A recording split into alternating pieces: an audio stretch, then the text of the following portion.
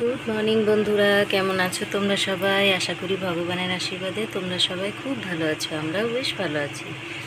তো আজকে হলো মঙ্গলবার, নতুন একটা দিন নতুনভাবে তোমাদের সাথে নিয়ে শুরু করছি।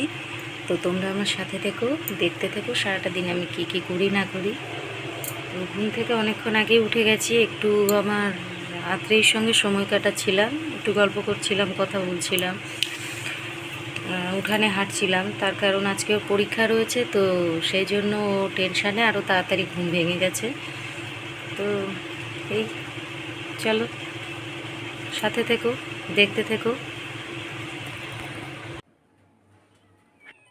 তো দেখো বন্ধুরা, ঘুম থেকে উঠে এই যে পাগলি বুড়ির জটা নিয়ে পড়েছি। সত্যিই ও একটা পাগলি বুড়ি।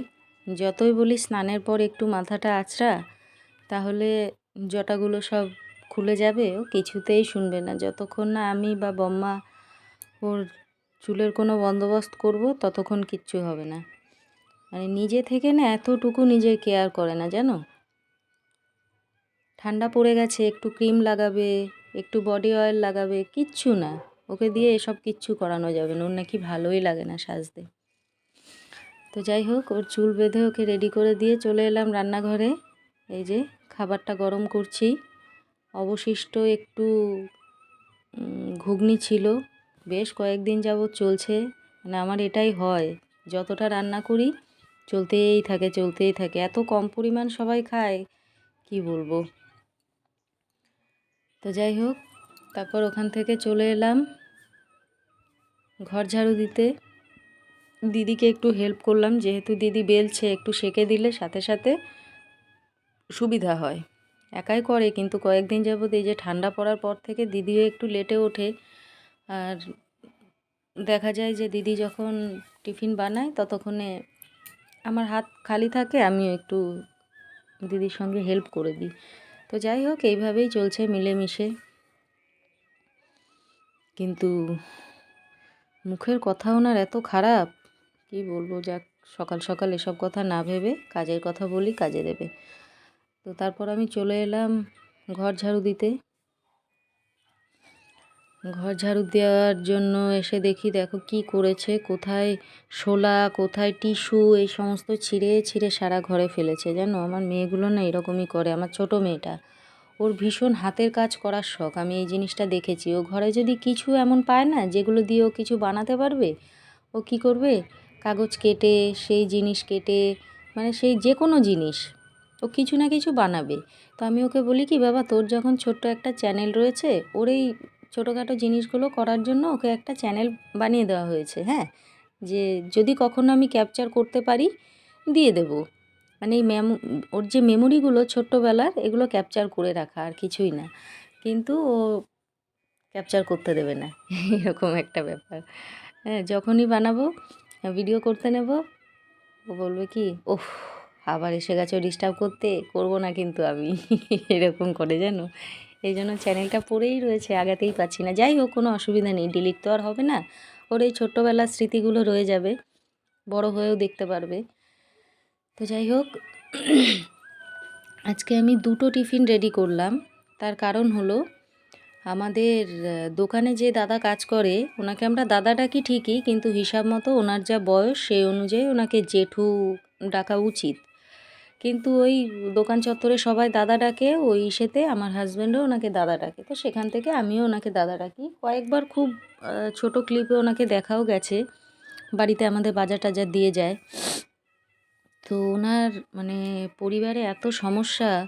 ওনার যে বিবাহিতা একটা মেয়ে ছিল, বা মানে বিয়ে করেছে, সে তার ছেলে নিয়ে বাপের ঘরে এসে রয়ে গেছে। মানে ওনার মুখ থেকেই শোনা, বা ওনার বোন আসে আমাদের দোকানে, যে রূপাদি, তোমরা এর আগের ভিডিওতে দেখেছো ওনাকে। তো ওনার থেকেই শোনা যে বাবাকে মারে, বাবাকে গালিগালাজ করে, কবে নাকি জুতো দিয়ে মেরেছে। যেন ভাবলে না খুব কষ্ট লাগে। কোনো সন্তান বাবাকে যদি মারে, এর থেকে না বড় কষ্টের আর কিছু হতে পারে না। একজন ব্রাহ্মণ ঘরের মেয়ে হয়ে কি করে এই ধরনের আচরণ করে আমার মাথায় ঢোকে না। তারপর শুনলাম ওনার ওয়াইফও নাকি এটার কোনো প্রতিবাদ করে না। অকথ্য ভাষায় বাবাকে গালিগালাজ করে। হ্যাঁ, তো যাই হোক, কি বলবো আর। তো আমি ঠিক করলাম যে ওনার জন্য আমার হাজব্যান্ডের সঙ্গে একটা টিফিন বাটি পাঠিয়ে দিই, উনি সকালে খাবে। কারণ ওনাকে সকালে কোনো টিফিন করে দেয় না, উনি না খেয়ে চলে আসে আমাদের দোকানে এসে চা খায়। তো খুব খারাপ লাগে এটা শুনে। তো যাই হোক, চলো এই ঘটনাটা নিয়ে আগামীতে ভিডিওতে পরে বলবো বিস্তারে। তো এখন আমি যেটা করছি সেটা হলো, আমার রাত্রেই আরাধ্যা আমি তিনজনে মিলে টিফিন খেয়ে নিলাম। খেয়ে এই যে বসে গেছি মাছ ভাজতে। এই মাছের মাথাটা দেখলাম কি জানো, নড়ছে। এটা তেলাপিয়া মাছ, আমার মিনির জন্য আনা। হ্যাঁ, মাথাটা দেখি কি টুকটুক টুকটুক করে নড়ছে। আমি না প্রথম চোখের ভুল ভেবেছি, তারপর দেখি না, ও নড়েই যাচ্ছে কিছুক্ষণ পর পর। তো সেটাই ক্যাপচার করলাম, কিন্তু সেইভাবে দেখা গেল না। তো তারপর চলে গেছিলাম স্নান করতে। স্নান সেরে এসে এই যে জামা কাপড়গুলো মেলে দিচ্ছি। আজকে আর ছাদে যাব না, যা যতটুকু আছে নিচেই মেলে দেবো।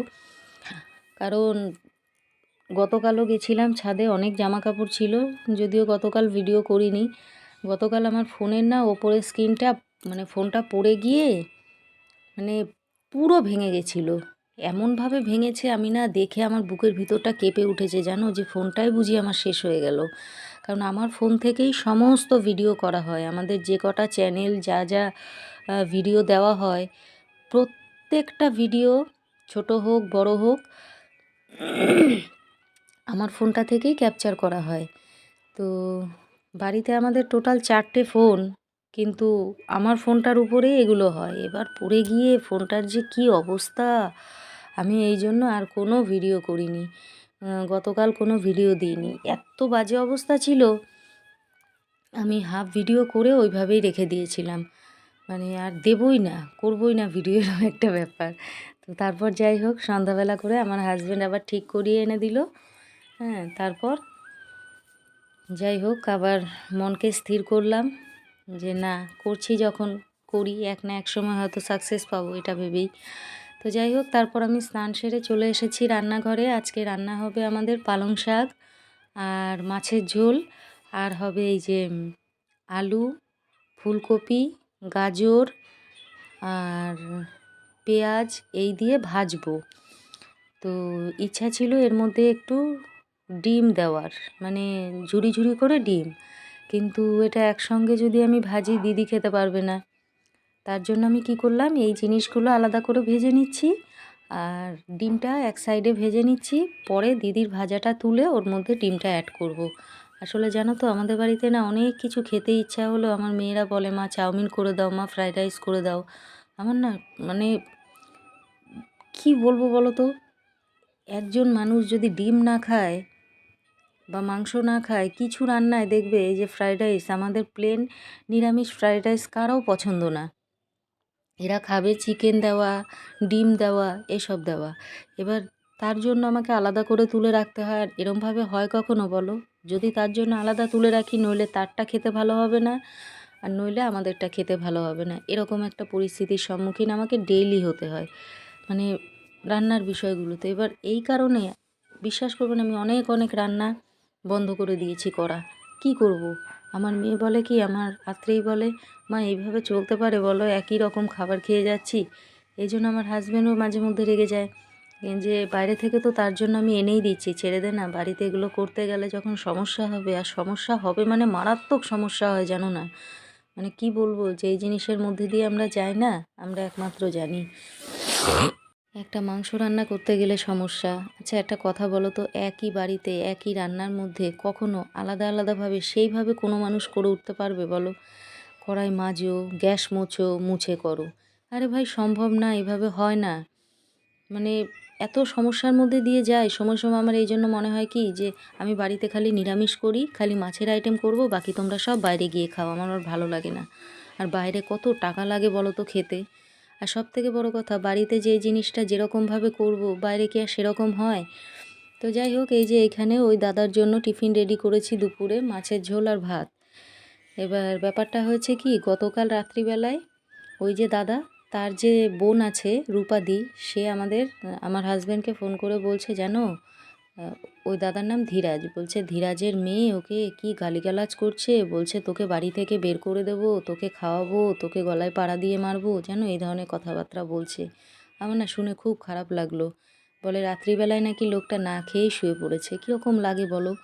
মানুষটা আমাদের দোকান থেকে ডেইলি যা কামায়, লোকটার কোনো বাজে নেশা নেই, শুধু একটু বিড়ি খায়, 10 টাকার বিড়ির প্যাকেট, বাকি সমস্ত টাকা সে সংসারে নিয়ে গিয়ে দেয়। আর লোকটা না হ্যান্ডিক্যাপ, একটা হাত ওনার অকেজো।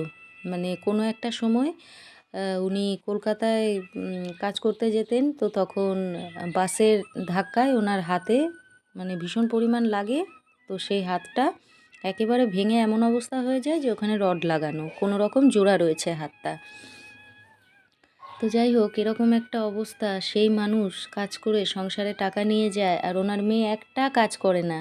নিজের 15 বছরের ছেলে, তার পড়াশোনা, তার সমস্ত কিছু দাদু চালাবে, প্লাস সে এই ধরনের কথাবার্তা বলবে, এমনকি মারবে পর্যন্ত। এগুলো কি সহ্য করা যায়? কিন্তু আমরা কেউ তো কারোর সংসার সম্বন্ধে বলতে পারি না, তাই না? সব থেকে বড় কথা মেয়ে। আমার হাজব্যান্ড মাঝে মধ্যে ভীষণ রেগে যায়, ওনাকে বলে তুমি কেন আলাদা থাকতে পারো না, তোমারই বা কী দরকার? কিন্তু ওই যে বাবা তো সে, সন্তানের প্রতি মায়া। এই দেখো, এই যে মুখ, এই যে হাত, দেখো কিভাবে ঘুমায়। ও যখন ঘুমাবে এরমভাবে হাত তুলে ওকে ঘুমাতে হবে। দিদির কাছে ঘুমায়, ওর জন্য একটা বালিশ আছে জানো, তার মধ্যে এইভাবে হাত তুলে ঘুমায়। আমি সময় সময় ভাবি কি এ কি মানুষ নাকি সত্যিই বিড়াল। দেখো অবস্থা। রোদ রয়েছে এই জায়গাটায়, কি সুন্দর ঘুমাচ্ছে। থাক, ওকে আর ডিস্টার্ব করবো না, ও ঘুমাক। এমনভাবে ঘুমায় জানো। তো যাই হোক, এ দেখো দুপুর হয়ে গেছে, মানে আমার স্নান টান সব কমপ্লিট হয়ে গেছে। আমার রাত্রিও স্কুল থেকে চলে এসছে। এই যে আমার হাজব্যান্ড আসার সময় কোথায় স্টোর বাজার থেকে সম্ভবত কিনে এনেছে আমার জন্য এটা শীতের। তো জানি না কীরকম লাগবে, তবে দেখতে কিন্তু খুব সুন্দর। আমি পরলে কেমন লাগবে বলতে পারছি না, তবে দেখতে খুব সুন্দর। ক্যামেরায় অতটা এলো না, যখন পরবো তোমাদের অবশ্যই দেখাবো। উলের জিনিসটা তো খুব সুন্দর, খুব সফট, বেশ ভাল লাগছিলো দেখতে। তো যাই হোক, তারপর আমরা দুপুরের খাওয়া দাওয়া সেরে নিলাম। আর এই দেখো, আজকে গেটটা খোলা ছিল, আমার হাজব্যান্ড ঢুকেছে, এই দেখো এরাও ঢুকে পড়েছে। দেখলে কি কাণ্ডটা করলো, মানে কি বদমাইশ। তো যাই হোক, কিছু খাবার ওরাও খেলো। বাচ্চাগুলো কত ছোট ছোট, কিন্তু কত রোগা দেখো, খাওয়া পায় না। তো যতটুকু সম্ভব হয় আমরা দিই, কিন্তু আর কি করব। তারপর যাই হোক, এই যে দুপুরে আমাদের প্রত্যেক দিনের নিয়ম, এই দেখো আমরা কি করি। এখানে দেখতে পাচ্ছ একটা গল্প চলছে, একটা মানে একটা প্রসঙ্গ আছে, সেটা হলো তারানাথ তান্ত্রিক। তো ওনার গল্পগুলো আমরা নিয়মিত শুনি রাতে বা দুপুরে। আমরা যখনই ঘুমাই বা অবসর সময়ে আমরা ওনার গল্পগুলো শুনি, খুব ভালো লাগে। তো জানি না এগুলো রিয়েল নাকি ফ্যান ফিকশন, তো যাই হোক শুনতে বেশ ভালো লাগে, তো সেই কারণেই শুনি। তারপরে এই যে বিকাল হয়ে গেল, উঠলাম, একটু হালকা পাতলা খাওয়া দাওয়া করে নেব। মুডটা খুব খারাপ ছিল আজকে, জানি না কেন, হঠাৎ করে মাথার যন্ত্রণা হচ্ছিল। তো তারপর একটু একটু করে স্বাভাবিক হলাম, কারণ আজকে আমাদের একটু শর্ট ভিডিও করার রয়েছে, তার জন্য প্রিপেয়ার হচ্ছিলাম। ও যেই কথাটা মাঝপথে ছেড়ে দিলাম, জানো তো, ওই যে যেই দাদার কথা বলছিলাম আমাদের দোকানের, মানে ওনার এই অবস্থা কি ব্যাপার তোর? আমার মাথায় ঢোকে না হ্যাঁ, কোনোভাবেই, যে ওনার বমা খাটে ওয়াইফ শুয়েছিল, কী ওকে করে দেখে এটাকে চলে এলি সহ্য কেন? করে, কিরে, কিভাবে তার মেয়ে তার বাবার সঙ্গে ও এই ধরনের আচরণ করছে। একটা চোখ মেয়ে বুঝে আর একটা আর মা পারি মুখ না, বুজে আরামের চুপ করে ঠেলায় থাকে। আমি অন্ধকার। এই জিনিসটা না কিছুতেই মাথায় ঢোকাতে পারি না। উফ, আমার কি মাকে দেখেছি, আরাম, গলাটা আরো মা উঁচা করে বাবার মধ্যে দেয়। যদি কথা কাটাকাটি হতো আমরা চোখ ঢুকতে পারবো বুঝে না, সেমটা আমিও করি। আমার হাজব্যান্ডের সঙ্গে এমনি। কি আমার কখনো ঝগড়া হয় না? কখনো তুই হয়নি, আরামের জন্য সবাইকে অল ডাকিস, টাইম তুই খুব হয়েছে। দুষ্টু কিন্তু তো। আমি যখন থেকে এই আবার ওকেই বাড়িতে কামড়াবো এসেছি না। বা যখন থেকে আমি এখানে একটু একটু হাতটা করে ধরে নিজের নিয়েছে আবার, জায়গাটা দেখো। তৈরি করতে পেরেছি, তখন থেকে আমি প্রত্যেকটা মানুষকে একটাই কথা বলেছি, সম্পর্ক আমরা দুজন জুড়েছি, পাগল ছেলে এটা। সমস্যা হলেও আমরা সলভ করব, তোমাদের কাউকে এই যে দরকার আজকে নেই, আর মহারাজ কেউ একদম যেন রেডি, মাঝখানে না আসে। অনেকক্ষণ আগে থেকে কারণ রেডি হয়ে বসে যেই আছে, মাঝখানে ঢুকবে আর আমি সেই রেডি এক না। না এক তরফকে খুব দুঃখের পার্সিয়ালিটি খবর। করবে, তার মাথাটা অন্যদিন চিবাবে। আমি রেডি সেটা হয়ে আমি তাড়া হই দিতে থাকি, বা আমার তাড়াতাড়ি করো হাজব্যান্ড তাড়াতাড়ি হোক, করো, যেই হোক, এটা প্রত্যেকেরই আজকে নিয়ম। নিজে রেডি। হাজব্যান্ড ওয়াইফের এই ভালোবাসা যে যদি আমার অবস্থা, আমি এখনো সিক্রেট রেডি হয়, হইনি। তাহলে ঝগড়াটাও যেন তাড়াতাড়ি সিক্রেটই রেডি হয়। হয়ে নি। এটাই হওয়া উচিত। আর তার মাঝে যেন কেউ সুযোগ নিতে না পারে, এই জিনিসটা গুড ইভিনিং ব্যাপকভাবে বন্ধুরা। দেখা উচিত। তো কি আর বলবো, জানি না কিছু মহিলা কেন এরকম আচরণ করে। বয়স হয়ে গেছে একটা লোকের, এত বয়স্ক মানুষের সঙ্গে এই রকম একটা জিনিস খুব বাজে লাগে। তো আমি ঠিক করেছি আগামী দিন থেকে প্রত্যেক দিন সকালের টিফিনটা আমার হাজব্যান্ডকে যখন দিই ওনাকেও দিয়ে দেবো। তো এবার যাব। তো তারপর এই দেখো আমরা রেডি হয়ে চলে এসেছি কিছু শর্ট ভিডিও করার জন্য। দেখি, এতক্ষণ যাবত আমাদের ভিডিওগুলো দেখেছো, তার জন্য অনেক অনেক ধন্যবাদ। আগামীতেও দেখতে থেকো, সাপোর্ট করো, সাথে থেকো। Thank you. দেখা যাক, হয়তো রাতে দেখা হবে, নাও হতে পারে, এখানেও এন্ড হতে পারে ভিডিওটা। তো তো তারপরে এই যে আমাদের কাজ কমপ্লিট হয়ে গেল। এদিকে আমার হাজব্যান্ড এই যে খাবার অর্ডার করিয়েছে, জাফরান থেকে কিছু অর্ডার করিয়েছে, আর এই যে কিছুটা করেছে পাঁচফোড়ন থেকে। এই যে চিকেন দো পেঁয়াজা এটা করেছে পাঁচফোড়ন থেকে। আর ওখানে বিরিয়ানি ছিল না দেখে, ওদের ফ্রাইড রাইস আছে কিন্তু ওদের ফ্রাইড রাইসটা ভীষণ পরিমাণ ঝাল, তো সেটা আমার আরাধ্যা খেতে পারে না। তার জন্য জাফরান থেকে দুটো ফ্রাইড রাইস মিক্স আর একটা ঝাঙ্কার পোলাও অর্ডার করলো। তো খাবার বেড়ে রেডি করে নিচ্ছি। ঝাঙ্কার পোলাওটা ওদের এত ঝাল মানে কি বলবো। তো রাত অনেক হয়ে গেছে, আমি জোর করে সবাইকে বলছি তাড়াতাড়ি আয় খাওয়া দাওয়া কর, খেতে বসে যা। কেউ বসছে না। আমাকে আমার বড় মেয়ে বলছে মা রিভিউ দাও তো কেমন হলো। আমি খেয়ে বললাম দারুণ, কিন্তু খুব ঝাল। তো যাই হোক, সবাই খাওয়া দাওয়া সেরে নিলাম। তারপর এই যে চলে এসেছি ঘুমাবো, তারই প্রিপারেশান নিতে। মানে সব মিলিয়ে না বন্ধুরা, কি বলবো, আমি না খুব খারাপ অবস্থার মধ্যে দিয়ে যাচ্ছি। কিছু কিছু ঘটনা না আমার মাথায় ঢুকলে কিছুতেই বেরোতে চায় না। তো কি করব, আর অন্যের সংসারে তো কিছু সলিউশন করতে পারবো না, নিজের সংসারেই কিছু সলিউশন করতে পারি না। মেয়েদের ওপর অত্যাচার হয়, আমার নিজের ব্রেন নিয়ে এত খেলা হয়, কি করব আর, ছাড়ো বাদ দাও। তো আজকের মতো ভিডিওটা এখানেই শেষ করছি। দেখা হবে নতুন একটা ভিডিওতে, ততক্ষণ ভালো থেকো, সুস্থ থেকো।